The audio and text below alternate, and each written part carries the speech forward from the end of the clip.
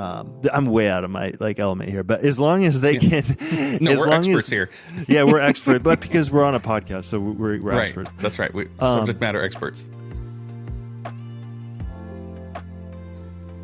Yeah, I think a lot of people were shocked with the Meta change that just recently came with monetization changes and stuff like that. So I think there are people pivoting in their content and trying to supplement in different ways and stuff. Yeah, it's really interesting, that whole world of kind of trying to keep track of what's happening with some of these platforms. It's just, it seems like it seems like it's just a lot of chasing. Right. And I feel like I've gotten thrown into this world, and I mean it's interesting, but it's definitely, it's something that I think, and I've talked about this a lot. It's something we don't want to be as reliant on, Right. in the future. And I think that that's kind of where building email lists, building like websites, building, selling your own product. I think that is where that becomes a lot more attractive for us. Just so that we're not so vulnerable to some of these great platforms that we've enjoyed for so long. Right. Because I just don't know where everything's going. The world is changing so fast. So fast. Yeah. I heard one conspiracy theorist. He wasn't a conspiracy theorist, but he sounded like it when he was talking about it. He was saying that the whole Meta thing was a preemptive decision because they suspect that TikTok is going to be banned in the U.S. And it was kind of their way of it. I don't want to jump down that road, but it was an interesting take that I hadn't thought about, and I was like, okay. I mean, I guess as opposed to waiting if TikTok were to get banned and then saying, hey, we're cutting off monetization. That was an interesting. Yeah. I mean, I can't imagine being in. I mean, so I come out of the corporate world, and I'm just like speculating, but I can't even imagine what the last 3 months have been like in some of these big tech companies, just with how quickly AI, like generative AI, just like snuck up on everybody. Right. I've been in these meetings before, and I know kind of how these discussions happen at some of the high level of these companies. And I just can't imagine the amount of scrambling that's been going on to try to get on top of this, in a lot of ways. So I think it's going to be really interesting. Yeah. The tech world. So we'll see. Yeah. And companies used to be able to get that data for free. And now people have to opt in for data and being able to market to people and stuff.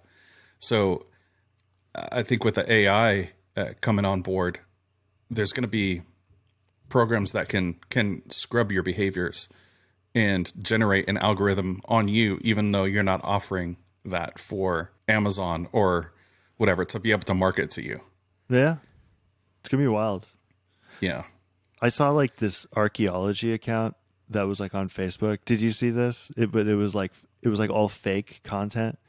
Oh, really? It was all generative AI. Nice.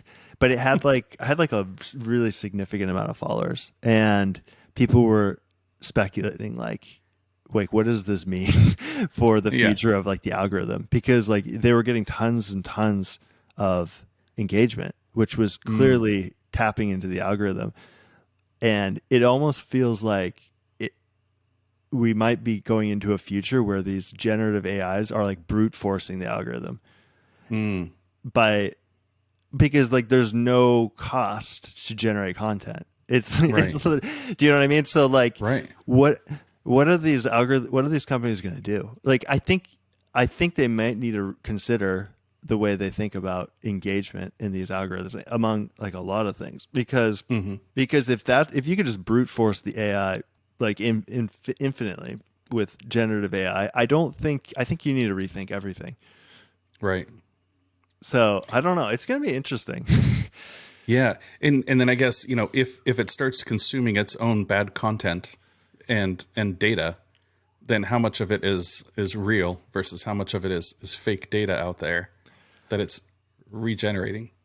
We might be entering a really interesting era here where I don't know, like there's just like I've been following this AI stuff quite a bit, and it's probably the biggest technological breakthrough since the internet. Like, I don't think that that's an exaggeration that we just saw. I don't think so either. That we just saw in December. Right. Yeah. My wife is a teacher. She's an 8th grade teacher. And, it was several months ago. I mean, yeah, right around kind of the end of the year when ChatGPT and all that was popping up, pretty prevalently. And I said, honey, have you seen any of this like stuff with this, AI stuff, and how people can start writing papers and stuff with it?